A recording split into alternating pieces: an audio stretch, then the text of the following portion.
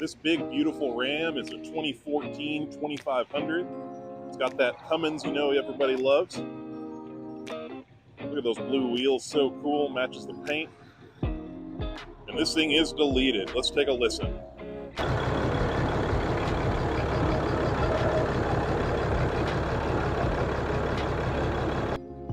This bighorn Cummins powered Ram is nicely equipped, power seat. It's got the console, so it's a 5-seater with 2 buckets up front and a bench in the back. Steering wheel controls here.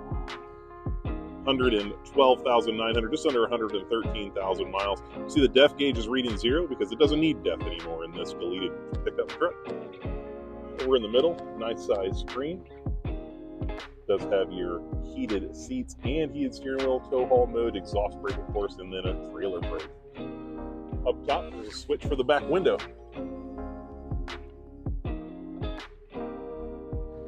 Climbing in the back seat, crew cab, so tons of room. Armrest with cup holders too. The rear seat people need someplace to put their road sodas too. This thing's already set up for a gooseneck trailer. It's got to throw in the ball. Come check it out, Hillsboro, Missouri.